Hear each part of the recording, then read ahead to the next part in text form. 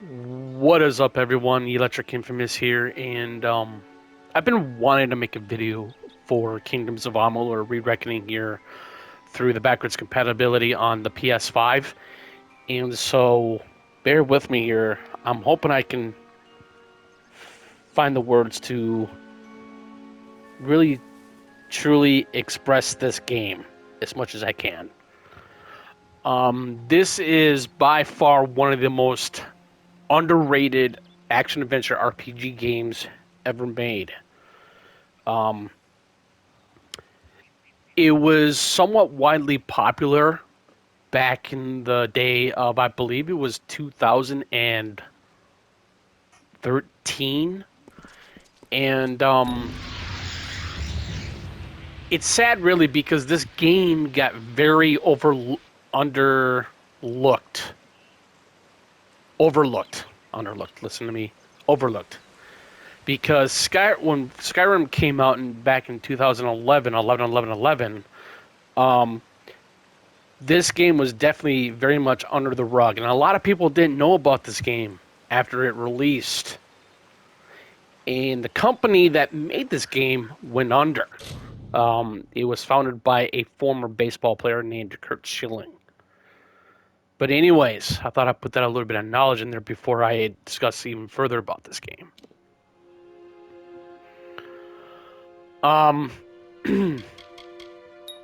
Now, what I really truly like about this game, there's a lot of things going with this game specifically, with its RPG elements and its visual infrastructure and its world and its sound design, and it's amazing of how far this game has come in terms of its graphics wise. It's very pretty, as you can see, and it's one of those games to where I really thought that when I first played it as a demo on the PlayStation 3 back in the day, I really didn't think much about this game. I thoroughly enjoyed it, but I'm trying to remember of how much I really liked it quite a bit. And so it was just different. It was a different type of aspect in terms of its gameplay mechanics and how it was different from that of, like, the Elder Scrolls games.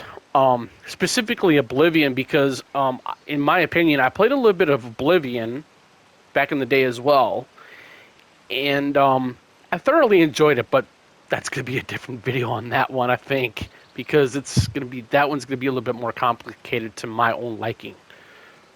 But with Kingdoms of Amalur, it's one of those games to where it gives you a different aspect of picking, like, destinies, and how those destinies are going to be able to intertwine with the different abilities that you will be pertaining through any kind of character that you seek or you choose to play fit, if that makes any sense. So, I guess I can supposedly show you what I really mean about this. Now, this game really has a very deep dive or in-depth and robust way of how you can do different types of builds. You can do finesse sorcery, or you can do sorcery might, or sorcery finesse. I mean, you can do different kinds of builds across the board. Or you can be a universalist. You can do finesse sorcery and might, which is really cool. And I'll show you the might tree here real quick. This is what I mean by it's very robust in terms of what it truly means to be a character that can be massively overpowered. Truly, you can become overpowered in any other, game, specifically, whether if it's a Fallout game or an Elder Scrolls game. But when it comes to the Elder Scrolls games, I remember playing Skyrim for the first time as well when that released, and Elder Scrolls 4 when that released. And they had different types of unique ways of how to play those games. Especially Oblivion, because Oblivion was a game to where it showed you how to level up differently. The leveling up system in Oblivion was very much different from that of Skyrim. And that's one thing that what Oblivion did for me, though, because I did not like the way how Oblivion's leveling system was. Granted that, yes, it was tedious, it was very complex, it was very deep in that leveling up regard. But that's, a lot of people enjoyed it and some people didn't. But anyways, I'm veering off topic, so I'm just going to go back to Kingdoms of Amalur here. So getting back to, the abilities and the different types of builds that you can do within this game, it's very cool. I like the way how it just connects within different types of gameplay styles, and that's what's really cool about this game. Okay, now like I said, here's the might tree. I'll scroll through each one real quick.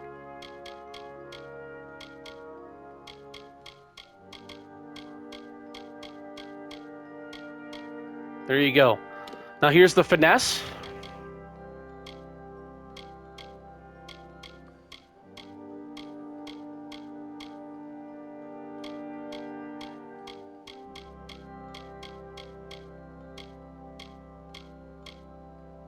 And here's the sorcery. I'm playing as a pure mage in this game. I played it before. And I could tell you one thing.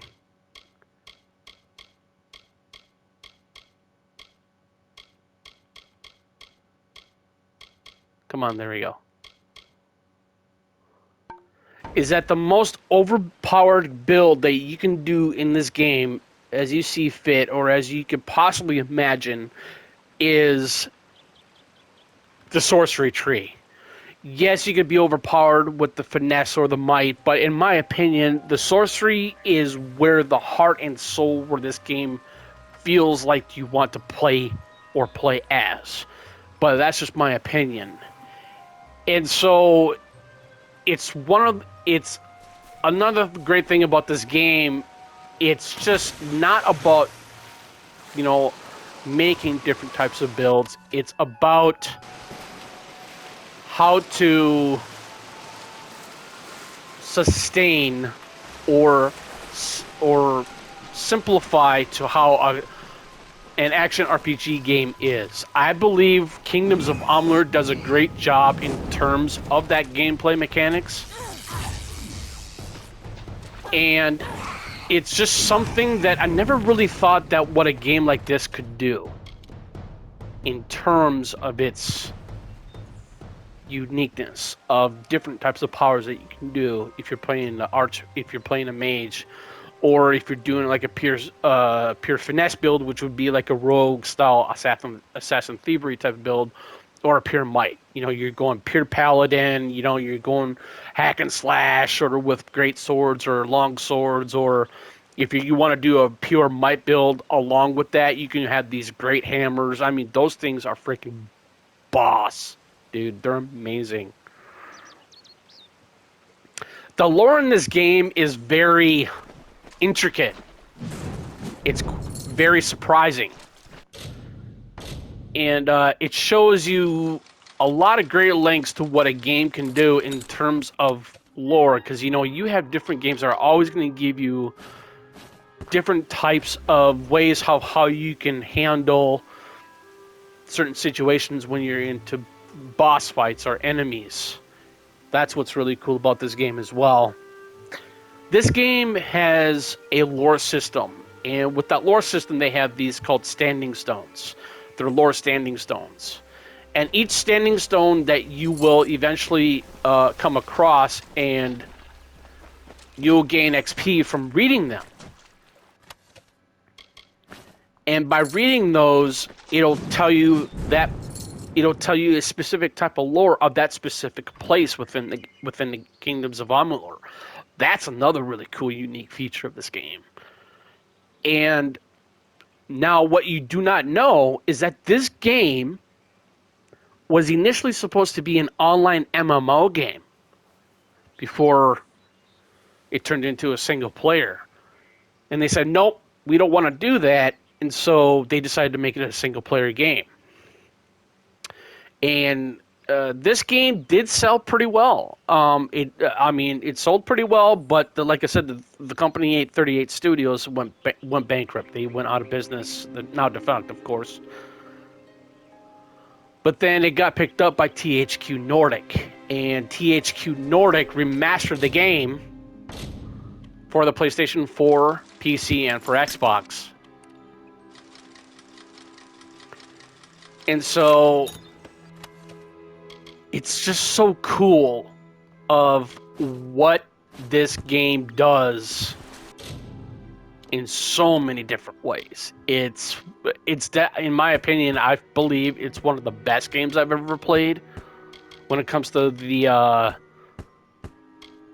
action adventure of it, and just the way how it's just really interesting of how this game just gives you a type of certainty to where it can give you a certain level of excitement. I mean, it has that open worldness to it. There's a lot of searching involved, like every nook and cranny. I mean, you do optional side quests, you can do tasks, and you can do the main quest. And I played a mage before, and and the factions. Oh my goodness, the factions in this game is amazing. I mean, I played through most of the factions so far on a previous character. And one thing I can definitely tell you, since I played through on my first character the most, was through the Arcane Scalia. I believe that's what Scalia Arcane, one of the two. And it was a very interesting storyline and how it was just so cool. It was something that I never really thought I would feel so empowered by it. And this world of this game just gives you a sense of awe. It's astounding. It's pretty. It's gorgeous. And there's just something about this game that gives you a really good vibe. When you go through different types of regions of this game, even the DLC, it actually has 3 DLCs now, because if you go with the Fatesworn collection, or the Fatesworn edition, you'll get the Fatesworn DLC. We'll get into that much later, not later, but that'll probably be a different video. But all in all, this game is absolutely remarkable. I mean, I just like its combat. I just like everything all about it. It's a very intricate and universal game. And what I mean by universal, it gives you the ability to do whatever you want. And I really wish I could go into Destinies, but I can't. So my apologies if we're going a little bit slow. Because the reason why I'm going a little bit slow though too is because so that way I can be able to tell you the experiences of this game and how it feels different from that of the Elder Scrolls game specifically, other than Fallout's, because Fallout's don't use a magical system. The Elder Scrolls games have always been part and very unique in terms of like using spells or using like rogue stuff or that vice versa. This game definitely has an Elder Scrolls vibe to it, no doubt. And so what I can definitely tell you, a little bit of knowledge in here as well, Ken Rolston, which was, I believe he was a creative producer or something like that for the Elder Scrolls 3 and 4 Oblivion. And he was part of this project for Kingdoms of Amalur Re-Reckoning as well, or Reckoning, as it was once called before THQ Nordic took the reins of the IP of this game. And then R.A. Salvatore does the story of this game, and the story in this game is definitely one of the best I have ever encountered. I mean, granted, Oblivion has a really cool mythical quest line, in terms of the factions and the main story itself. But Kingdoms of Amalur Re-Reckoning, or Reckoning, back in previous console generations, it just gives you a really good happy vibe. I mean, this game definitely gives you a good vibe of just, it's like, what do I want to do today? Do I want to do side quests or do I want to do the main story? I mean, this game gives you that option. It's an open world, somewhat sandbox game, and that's what's really cool about this game as well. You've come from the tower, haven't you? Name's Agarth. Maybe you can... Did he? What a shame. So, probably when he started once we get through this he asked me if they'd ever be successful. The cards told me that the well of the old man scene here and go through a little bit of combat, I'll show you what I mean by the destinies. The destinies is what really makes this game even more unique in terms of, like the gameplay and the way how it's going to possibly affect the game itself. I mean, I guess it does have a little bit of that morality system. Kind of like what maybe other games I could possibly think of. Now, this is what we call the Reckoning mode. Reckoning mode does to where you go up against enemies, like this.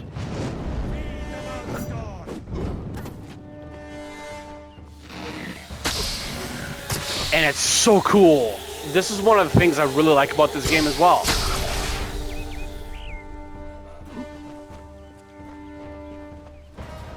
Something I have never seen a game do.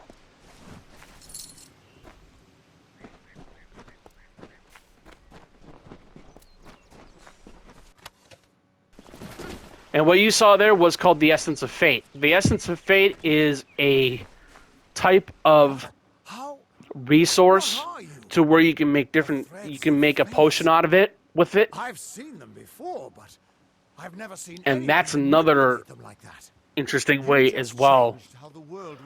I'm not really going to deep dive into the the alchemy or the blacksmithing, because it still feels like the same from that of the Elder Scrolls games. But it's quite interesting though too. But it's not.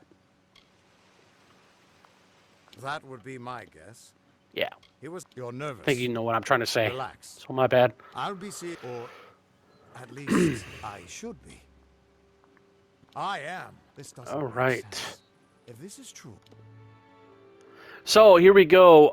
What I was talking about, the fate system. It's like a card type of thing. But like I said, this is what really makes this game very cool, specifically. This is the reason why I love this game so much, because of how different it is to any other action-adventure role-playing game out there. You can be a rogue, you can be an acolyte, you can be a brawler. Right now I'm a fateless one, so what I'm going to do, since I'm going to be playing as a mage, I'm going to go with the acolyte. But as I previously stated, you can do pure might, pure finesse, pure sorcery, or you can do finesse sorcery, might finesse, or might finesse and sorcery. So like I said, I'm going with the acolyte, so let's confirm. I'm not saying I believe it. Then your path, it could mean nothing. I've never had a... I'll meet you at his home to the east. That's just... He lives in a little hut. What could this all... But all I can say is that I do highly recommend this game. It's just so good. So by all means, if you're trying to look for a game that's going to give you a lot of content, this game gives you a lot of content. And like I said, it definitely feels like an Elder Scrolls game, but in third person. For sure. There's no doubt. She is the heart of spring, of day. And then once we get into town, come on, Quest, let's get out of here. Thank you. Let's go to my primary. Bird Scepter. Let's see. No, secondary. Aha! Cool. Now, each weapon is going to have its different unique capabilities as well in terms of, enchantments. Yes, this game does have enchantments. You can put enchantments on your gear through blacksmithing. But you got to make sure that, I believe it's the sage crafting. Let's see, abilities, or is it destinies? No. Can't work when you're Oh, wait, excuse me. Nope. Status, skills. Here we go. So here's you have the alchemy, you have the blacksmithing, the detecting, the spelling, lockpicking, mercantile, persuasion, sagecraft, and stealth. Now, if you're gonna go with, let's say, like I said, if you're gonna go with more on the mage style of things, the sagecraft is gonna be pretty nice because it'll give you. Each gem that you will pick up, either it's going to be like lesser gems or pristine, or I forget what the other one is called. I believe pristine is the highest. So each gem that you pick up, you could be able to do different types of gems to socket in your gear or your weapons. That's where the enchanting is going to lie, but it's basically through. It's not through blacksmithing. Sagecraft has its own standalone type of system. Same thing as smithing, alchemy. Pretty much what like any other Elder Scrolls games do as well. But I would think that's called sagecrafting. But you're not really putting sockets into your gear or weapons in Elder Scrolls games. But you're doing it in this game because this is what makes Kingdoms of Amalur is so different from those. Persuasion is really cool. I do highly recommend go all the way up in Persuasion because Persuasion is definitely one of the keyest elements in this game as well. Mercantile, you don't have to. I suppose you could probably maybe. I don't know. I can't say of how much you want to put into Mercantile. Just Detect Hidden is definitely one of the highest skills that you want to invest in as well. Because once you get that all maxed out, you can be able to find a whole bunch more gold than from what you already initially been finding throughout the course of the game. Blacksmithing, you're going to be able to, smith your own different types of gear. But, I mean, I specifically don't always like to make my own gear because to me it felt like it was a little tedious. But at the same time, it's pretty simple. So, alchemy, I feel like that alchemy is a little bit of a forced thing, but you can do that too if you'd like. I'm just putting that out there. So, there we go for that. So close. Go back to your business. Go on. And I'll show you a little bit about the lockpicking. It's very similar to that of Elder Scrolls in a way.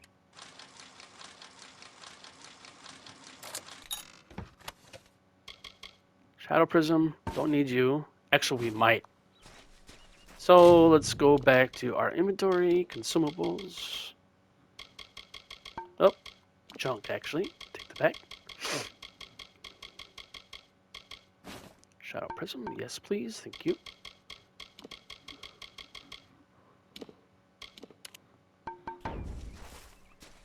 There you go. Now, what's really cool about this game as well, it's like you have this loot special deliveries chest. It'll give you every single piece of gear of the DLC of the DLC gear. You have the Running Man, the Guardian. That's going to be a Might gear set.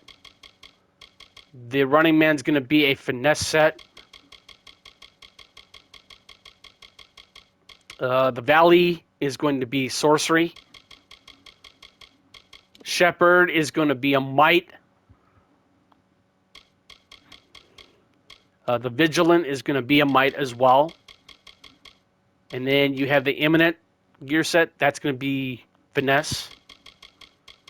You have the Pensive. That's going to be sorcery. And there you go. And then by all means, pick up the 3 items that I just picked up. I'm going to pick up the Twin Souls.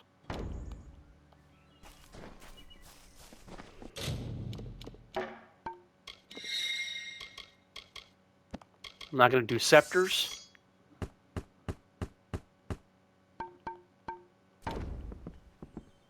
And I do not have a cowl. Okay, thought I had a cowl for my character. All right. So what we're gonna do now is that, like I said, I'll be explaining a little bit of the blacksmithing once I get into this house over here. I'm not gonna worry about picking up that quest just yet. Let's go in here. But yeah, no, this game definitely just has its. Oh my god, I can't stop talking about its visual art style because, now like I said, you know, Ken Roston was one of the producers of this game. Kurt Schilling was a founder of the company. R.A. Salvatore does the story, and last but not least, the #1 comic book artist of all time, in my personal opinion, Todd McFarlane, does the art style of this game. And that's why the art style in this game is pure gold. It's pure gold. I love Todd McFarlane. He did an awesome job of doing the art style in this game. It's just, like I said, I just can't get over it. It's just simply amazing. Now, here's what you do with the blacksmithing. You can, if you're not going to use any of this stuff, just go ahead and dismantle all these because, I mean, you have no use for them.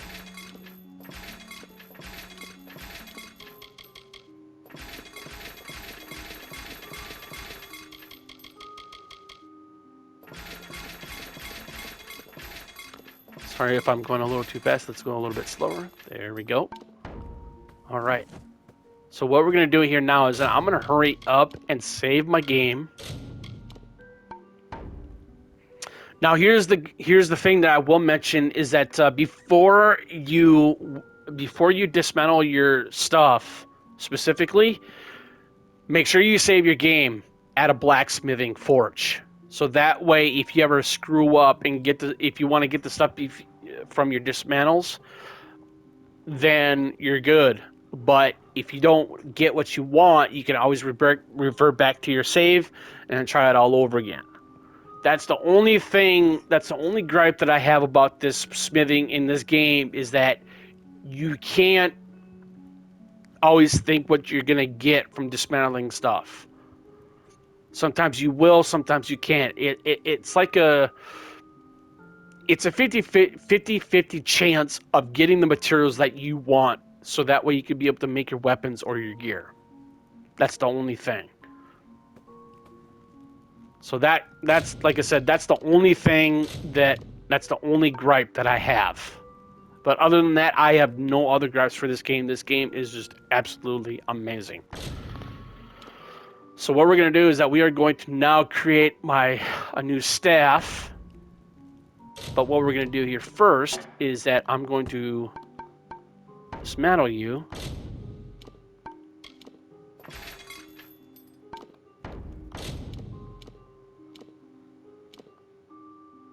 Look at that. Staff of Dragon's Breath.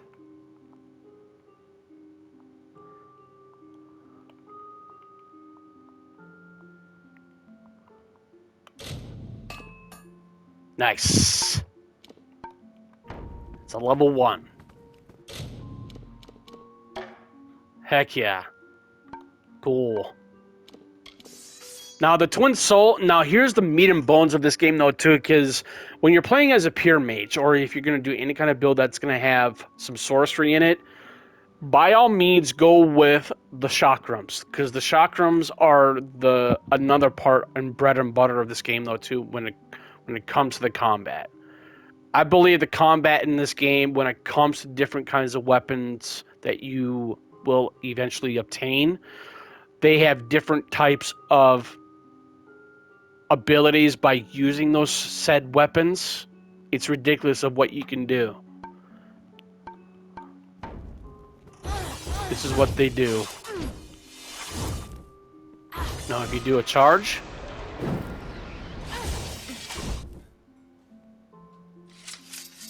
there's like some sort of void or whirlpool fire, as it were.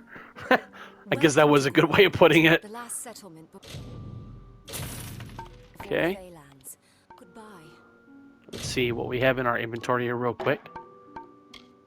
Accessories. I guess we'll sell you. Let's take the Elixir of Inspiration. Instantly gain 500 experience points. Boop. Items. Now, this is where I was talking about, the Elder Scrolls 4 Oblivion type of gameplay aesthetic to it. Is that where you can repair your stuff. That's what I meant by that. Care to part with some So gold? now, let's see what we can do here for apparel. How much are you? Yeah. Cotton Gull. Why not? No. Cotton shoes. Nope, don't need you. Cotton hand wraps. Yes. Goodbye. Thank you. Alright. Let's equip all this. Now, like I said, I don't always buy stuff either as much as I don't want to.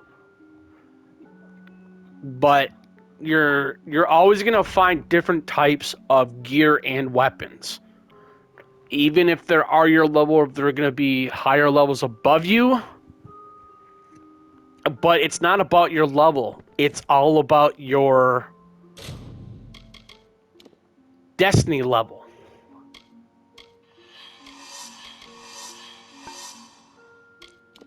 See, my destiny right now is at my sorcery is at level 4. So if you take a look at your gear, my sorcery is at 1. So if I find, let's say, if I find like level sorcery, if I find like level 4 sorcery of gear, all four pieces of those, I'll be able to equip them. So, like I said, this is what this game is also based on. It depends on your level of your sorcery, not the level of your character. Just get that out of the way. But yeah. But anyways, like I said, this game just definitely went fully under the radar for a lot of people. I mean, if you're expecting more of a unique RPG action-adventure game from that different of the Elder Scrolls games, like I said, Kingdoms of Amalur Reckoning or Re-Reckoning from 2020, or was it 2020 or 2021? No, 2020. It's been close to 2 years now, but I do highly recommend this game. So, but before we do anything, I am almost level 1. Let's do some more combat here real quick. So at least you know what the combat looks like with these chakrams, because I already showed you what they can do. But I'm telling you, when you go up against different types of enemies, they will be different types of elemental ones.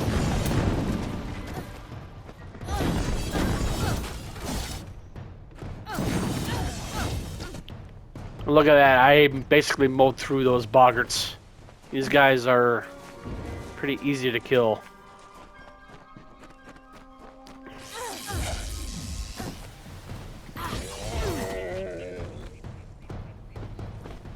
Gotcha. So anything that you find in this game, whether if it's chests,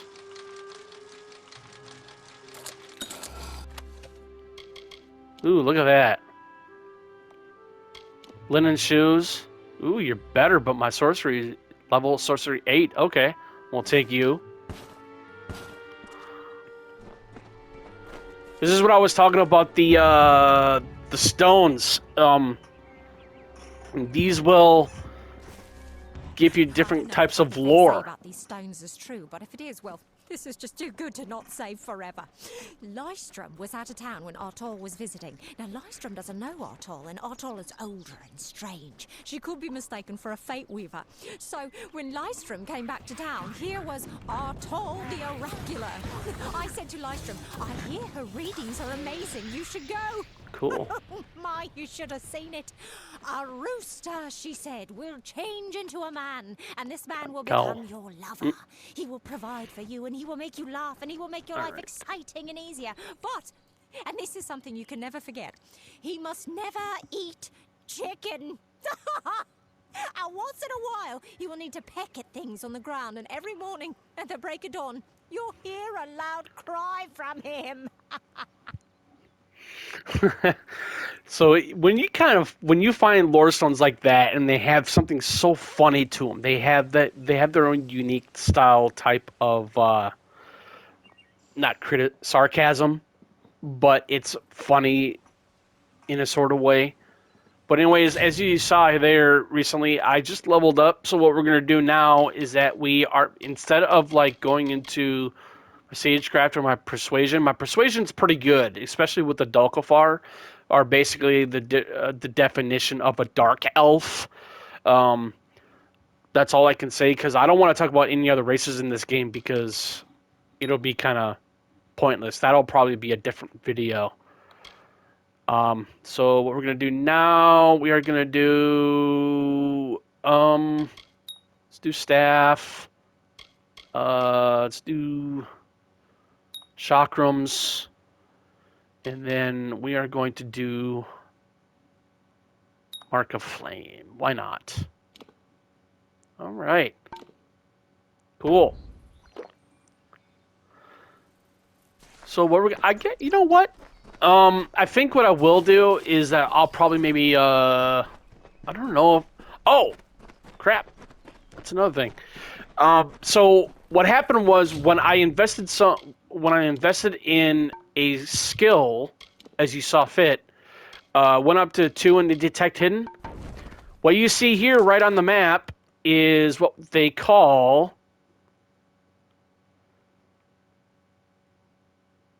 they're basically like hidden caches. But you'll be able to find different kinds of stuff as well. And that's what's really cool about this game as well, is that it'll give you a different type of way to look for stuff, which is really cool. I just love the way how this game works in terms of its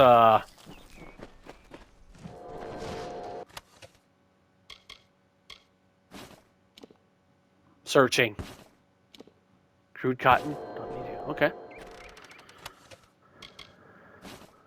All right. I guess I know what I will do is that we are going to go way back in the beginning of the game and go through a cave. And yes, this game does have caves. It's really that's another thing about this game, is that the caves are not really that reminiscent of what the caves look like in, like the Elder Scrolls games specifically, but they are different. Each cave that you will find in Kingdoms of Amalur is always going to be different. Yes, they might feel like they might be the same, but they will always look different in terms of its visual fidelity. if that makes sense. Hopefully, anyways.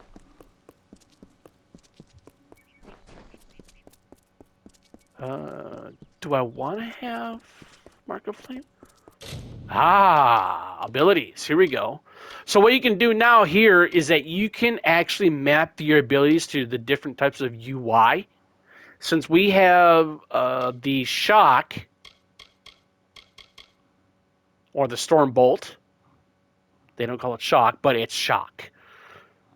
We're going to leave that to where that's at, but what we're going to do is that we are going to switch from Mark of Flame down to X. Now, I do highly advise one thing as well. With the gameplay, make sure that you... Is it the gameplay? No, is it? I don't know. Ah, yeah, the controls. Instead of like going with the press X or press X to hold, by all means go with the press for your left joystick, because that's going to be the you're running that much better. I specifically don't like pressing the X button down or holding it or whatever. It's a little... It's not that great. Let's just put it that way.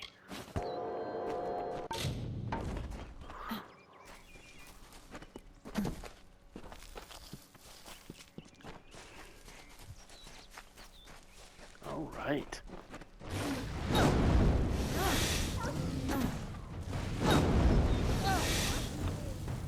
Oh, that was a good investment, man. Whoa.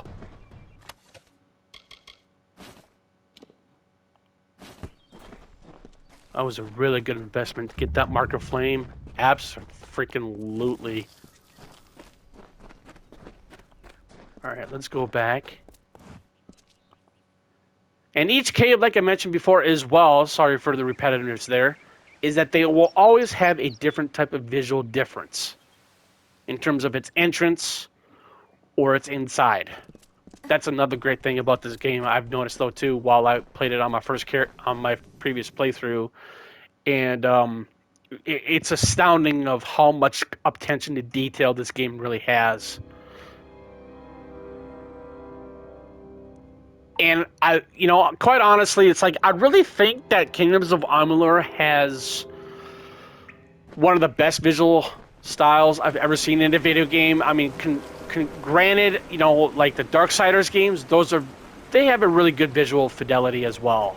Those are interesting of how they did that as well. But Kingdoms of Amalur just really takes the cake in terms of its visuals. I mean, bear in mind that this game is fairly old, but they did a great job with its remaster, no doubt. I mean, granted, it might not always be the best remastered of a game, because, like I said, you got to understand that this game is quite old. But they did a really good job. I have no complaints, none whatsoever. Robes of the Hail, woo-hoo-hoo! Yes, please. Monocosts, ooh, yes, please, thank you. All right.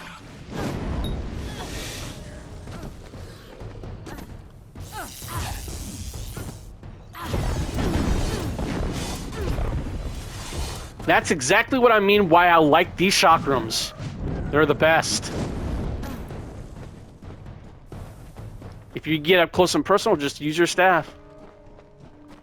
And I'm telling you, because I would have to say, I think once I got close to the end game of this game, the sorcery tree is, like I said, it's one of the most overpowered spells that you can do. I'm not kidding. Let's go back into the abilities here real quick, and I'll show you what I mean.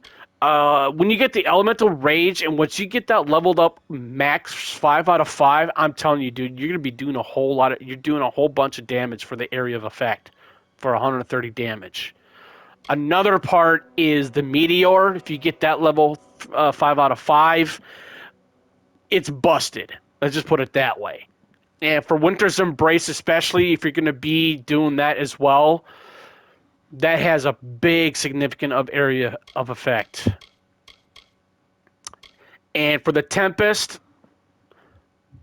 definitely, it's definitely another one of the most overpowered spells in this game. But overall, I mean, I love playing as a sorcerer in this game.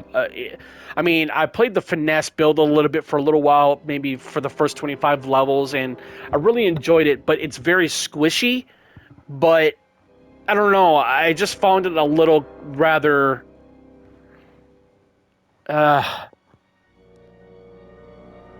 it was unforgiving because you're always going to get hit. I mean, you're always going to get hit in this game no matter what build you do, really. But when it comes to like, I think when it comes to magic, do I believe that Kingdoms of Amalur does magic better than Skyrim? Yes, I do. Thoroughly. Because you got to understand that this game, when Elder Scrolls game came out in 2011, I thought the magic system was really good. But it's not as good as Kingdoms of Amalur's magic, though. I think Kingdoms of Amalur's magic, as far as vanilla Skyrim goes, the magic was okay. But when you're using mods in Skyrim, then I would say I think Skyrim has better modification spells that you can do in that game rather than Kingdoms of Amalur. But you got to understand, like I said, Kingdoms of Amalur has a magic... Its robust magic system is, like I said, I believe it's one of the best. But, you know, chastise me either way, I really don't care. So that's all I have to say about that. Bar done. So don't quote me on that either.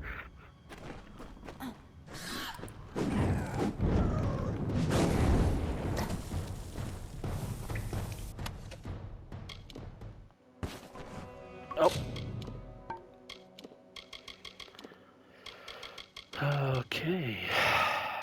Where are you? Haha. All right.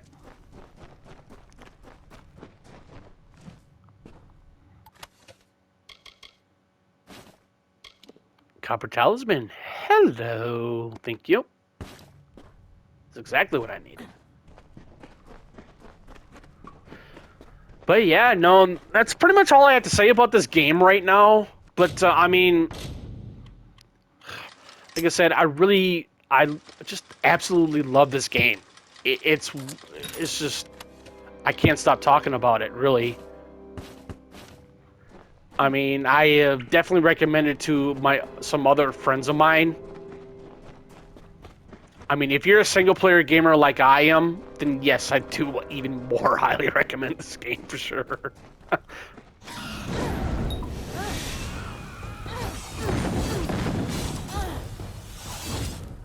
So another recommendation I can definitely tell you is that definitely go into the Mark of Flame, because I'm telling you, this Mark of Flame is going to be your best,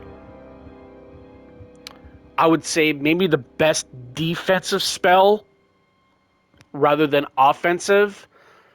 And because I think the Mark of Flame just does a massive area of effect. It's much like the Meteor, because the Meteor does a surmountable of damage once you get that leveled up.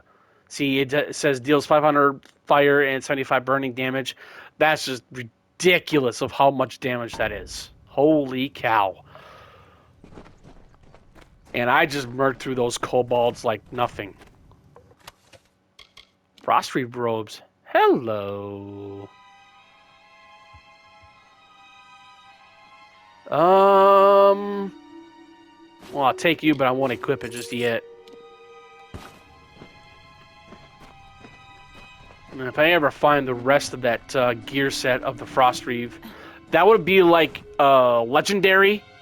This game definitely does have a loot system, different rarity loot system. You know, you have your greens, you have your blues, you have your purples, and then you have your legendaries, or metaphorically, you can call them exotics. Same thing. Let's see. I'm a little turned around here. Okay, we need to go around this way. So that's pretty much, I mean, that's pretty much it what I had to say about this game, but I guess once we,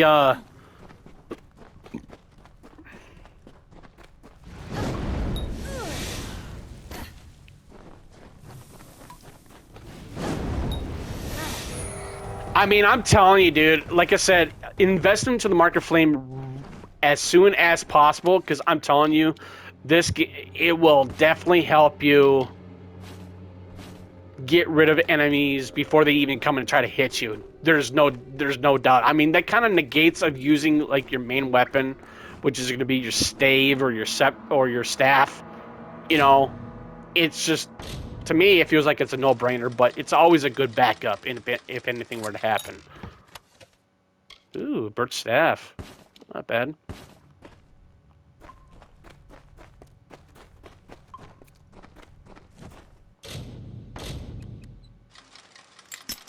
Yep.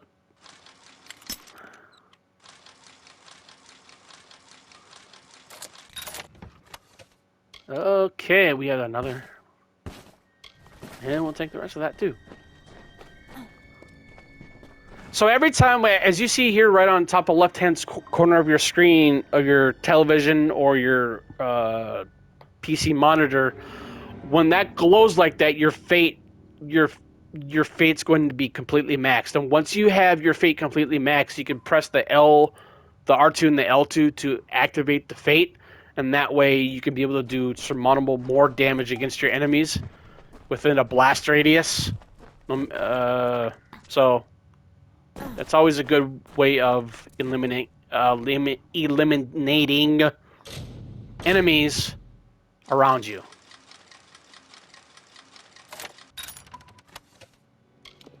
And wraps up this call. Hey! Yes, please. All right. See, we're already getting pretty geared up here. Sweet. And anyways, so there we go. But like I said, I thought I'd make this video real quick and explain a little bit about this game, and of its gameplay infrastructure and its song quality and its visual fidelity and its more of its gameplay mechanics and everything else. But anyways, this is